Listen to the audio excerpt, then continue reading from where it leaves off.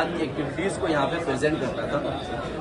इन activities को हमें कहा गया था कि हमें यूनिक एक्टिविटीज को प्रेजेंट करना है। हमने अपने बुजुर्गों से बात की, पूरी हिस्ट्री हमने जो जमात इस्लामी गुजरात की निकाली और उन एक्टिविटीज को हमने जो है एक स्टोरी की फॉर्म में यहाँ पे प्रेजेंट करने की कोशिश की। इस स्टोरी को हमने 4 अलग अलग वॉल्यूम में डिवाइड किया।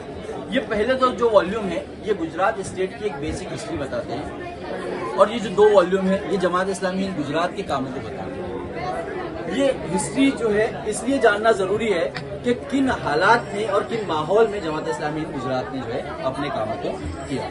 तो हम शुरू करते हैं कि गुजरात स्टेट जो है ये हमेशा से एक ट्रेड का हब रहा है, एक सेंटर रहा है। ये हमेशा से जो है एक ट्रेड का सेंटर बना रहा है। चूंकि ये एक समंदर के किनारे वाक़ स्टेट है, बहुत सारे अलग अलग एरियाज से, अलग अलग मकामात से, अलग अलग कंट्रीज से लोग यहाँ पे बिजनेस के लिए आते रहे और यहाँ पर बसते रहे। गुजरात स्टेट की जब आप हिस्ट्री देखेंगे तो गुजरात में अलग अलग सल्तनतें गुजरी हैं। सबसे पहले ये इंडस वैली सिविलाइजेशन जो one of the oldest civilization है, जैसे हड़प्पा और मोहनजोदाड़ो है, उसी तरीके से इंडस वैली सिविलाइजेशन। सेकेंड ये राजपूताना सल्तनत एंड थर्ड ये मुगलिया सल्तनत या मुस्लिम सल्तनत या जिसे सल्तनत गुजरात भी कहा जाता है, उसका रिप्रेजेंटेशन शर्केज का रोजा, ये भी अहमदाबाद में है। और ये रानी की वाव जो राजपूताना सल्तनत को रिप्रेजेंट करता है, ये भी अहमदाबाद का मॉन्यूमेंट है। इन तमाम ड्यूरेशन में एक चीज कॉमन रही। वो जो कॉमन चीज थी वो ये थी कि गुजरात हमेशा से ही एक हिंदू डोमिनेटेड स्टेट रहा। गुजरात में मुस्लिम पॉपुलेशन कम ही रही और ये अलग अलग एरा जो गुजरे ना, इसमें भी कभी ऐसा हुआ नहीं कि मुस्लिम पॉपुलेशन को बढ़ाने के लिए कोई खास इकदाम किए गए।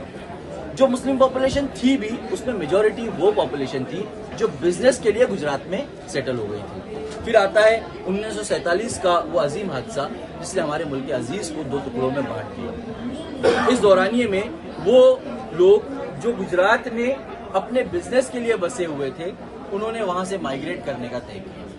इस माइग्रेशन का नतीजा ये निकला कि गुजरात में मुस्लिम पॉपुलेशन और भी कम हो गई। आज की डेट में भी गुजरात में मुस्लिम पॉपुलेशन लेस देन 10% है। ये वो हालात थे, ये वो सिचुएशन थी जिसमें जमात इस्लामी हिंद को काम करना था। ये तो सिर्फ वन साइड है। इसका सेकेंड साइड आता है हमारी अगली बुक में, जिसे हमने नाम दिया है तलातुम। तलातुम ये उस तूफान को दर्शाता है जो अंधेरी रात में समंदर में आता है, जहाजों को डुबा देता है या उन्हें रास्ते से भटका देता है। ये तलातुम किताब जो हमारी है ये गुजरात के राइट्स के ऊपर एक सरसरी सी नजर डालती है। यहाँ पर आगे बढ़ने से पहले एक बात खास तौर पे वाजे कर दूं कि वहाँ पे गुजरात के राइट्स को डिस्कस करने नहीं आए, लेकिन जमात में किन हालात में काम किया है उन्हें समझने के लिए इन्हें जानना जरूरी है। गुजरात की हवा कुछ ऐसी है कि छोटे छोटे मामला जो है बड़े बड़े राइट्स की शक्ल इख्तियार कर जाता है। 1969 में एक उर्स के दौरान कुछ साधु वहां से अपनी गायों को लेकर जा रहे थे और उनका वो डेली का रूटीन था। उनसे कुछ हादसा हो गया और वो इवेंट जो तूतू मैमे से स्टार्ट हुआ इतना बड़ा हो गया कि लगभग 1 महीना तक ये राइट चले और बहुत सारे जानी और माली नुकसान हुए। 1985 में गवर्नमेंट जो है एक बिल पास करती है जो रिजर्वेशन के अपोज में था। 1985 में रिजर्वेशन के अपोज में था। अपर कास्ट इस बिल का फेवर करती है और लोअर कास्ट इस बिल का अपोज करती है। इससे इतने बड़े राइट्स होते हैं जो अगेन काफी ज्यादा नुकसानों को करते हैं। 2002 के राइट से हम सब वाकिफ हैं। 2002 के राइट जो गोधरा में एक ट्रेन के डब्बे से शुरू हुए, इन्होंने पूरे हिंदुस्तान पे अपनी छाप छोड़ी।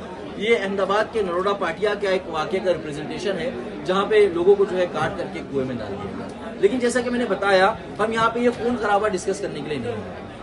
इस एडवर्स कंडीशन में, इन एडवर्स हालात में जमात ने किस तरीके से काम किया, एक हार्मनी को किस तरीके से मेंटेन किया गया, हम वो बताने की कोशिश करेंगे। ये वाकया गुजरात के पांडरवाड़ के गांव का है, एक छोटा सा गांव जिसके लिए खबर मिली कि यहाँ पे एक मुस्लिम बस्ती पे हमला किया गया और मुसलमान वहां से अपनी जानें बचाकर भाग रहे हैं। जब हमारे लोग वहां पे पहुंचे तो वो लोग ऑलरेडी जा चुके थे, लेकिन पता चला कि एक हिंदू भाई ने कुछ मुसलमानों को अपने घर में पनाह दी, उन्हें वहां पे छुपा करके रखा हुआ है।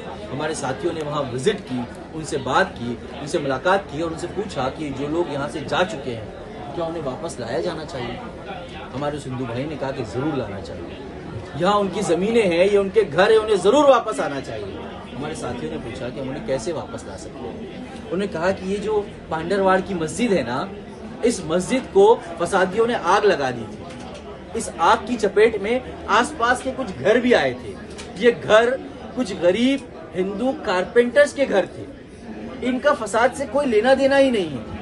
अगर आप आप चूंकि इस मस्जिद को रिपेयर करेंगे, उसी दौरान अगर आप इन कारपेंटर्स के घरों को भी तामीर करा दे तो एक अच्छी एग्जाम्पल कायम है। जमात ने सबसे पहले इन कारपेंटर्स के घरों को बनाया, फिर उन हालात में इन्हें काम दिया इस मस्जिद के रेनोवेशन का, फिर उन्हें काम दिया उस बस्ती के, उस मुसलमान बस्ती में उस कॉलोनी को बनाने का। जब वो कॉलोनी बन गई, जब लोगों को वापस लाया गया, जब इस मस्जिद के इनॉग्रेशन की बारी आई, तो इस इनॉग्रेशन को होस्ट किया उस गांव के हिंदू भाइयों ने और उन्होंने 2000 लोगों को खाना खिलाया। ये वो हालात थे, ये वो कम्युनल टेंशन थे जहां पे मुसलमान जमात इस्लामी हिंद को काम करना था। जमात ने इन कामों में हमेशा दावत को अपनी प्रायोरिटी रखी और जमात ने कोशिश की कि बिरादरान वतन में दावत के पैगाम को आम किया जाए।